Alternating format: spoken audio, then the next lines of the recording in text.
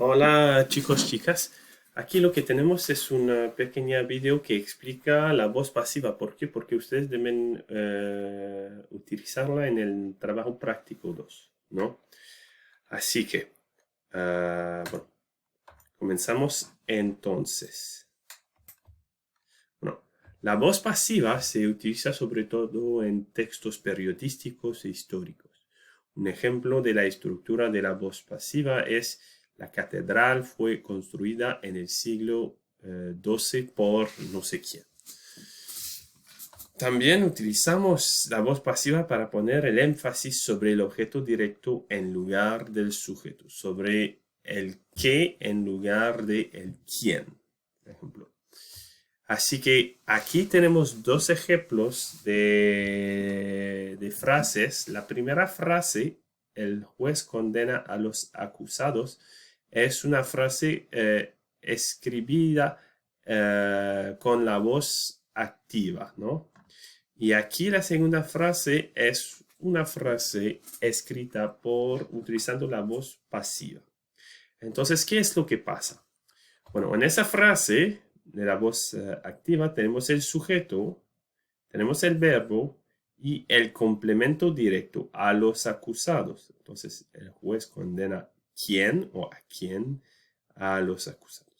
Cuando pasamos de la voz activa a la voz pasiva, pues el sujeto aquí se convierte en lo que llamamos el complemento agente por el juez. Entonces hay un intercambio entre los dos. Tú debes añadir la preposición por el juez en ese caso. El complemento directo se transforma en lo que llamamos en español el sujeto pasivo, ¿sí? Los acusados. Y tienes que seguir las reglas de los cambios de los verbos. ¿Okay? ¿Qué son esas reglas, chicos, chicas? Pues, por ejemplo, es importante identificar el verbo y identificar el tiempo verbal. Por ejemplo, aquí Ana abre la caja. El verbo abrir en ese caso se conjuga en el presente. Entonces, cuando pasas de la voz activa a la voz pasiva, tú necesitas el verbo ser. Siempre se utiliza el verbo ser. Pero el verbo ser, si aquí el verbo es en el presente, aquí el verbo ser va a ser en el presente más el participio pasado. Entonces, Ana abre la caja es abierta por Ana.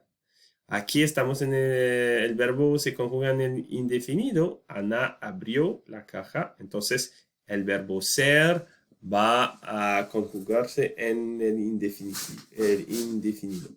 La caja fue abierta. Ana si utilizamos el pretérito perfecto, pues aquí ustedes deben utilizar el verbo ser en su forma del pretérito perfecto. Ha sido abierta. Futuro, futuro, etcétera, etcétera, etcétera. ¿Okay? ¿Qué más? Entonces, bueno, otra cosa que es importante cuando utilizamos la voz pasiva, es importante recordar que el participio pasivo concuerda en género y número con el nuevo sujeto, ¿no? ¿Qué es lo que significa eso? La caja fuerte fue abierta aquí. En este caso, vamos a poner abierta femenino singular. ¿Por qué? Porque en esa frase el sujeto es femenino singular. El teatro será abierto. ¿Por qué masculino singular? Porque el sujeto en esa frase es el teatro. Si tenemos una frase con un sujeto femenino plural, las puertas del coche han sido abiertas a ese. Y bueno, así es. ¿Okay? Bueno, what you can do now, you can just pause for a couple of minutes, do these 5 sentences just to practice.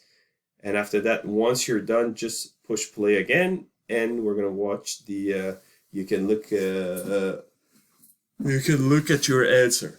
Okay, so you pause. Muy bien. Entonces, en esa frase, los obreros construyeron el puente en una semana. El puente fue construido por los obreros en una semana. Pasiva, activa a pasiva. El gato ha cazado el ratón. El ratón ha sido cazado por el gato. Por la noche veo un programa en la televisión. El programa de televisión es visto por mí por la noche. La policía detenía a los ladrones. Los ladrones eran detenidos por la policía. Mañana compraré unas tazas para la casita del campo. Unas tazas serán compradas mañana por mí para la casita del campo. ¿Está bien? Venga, gracias chicos, chicas. Suerte.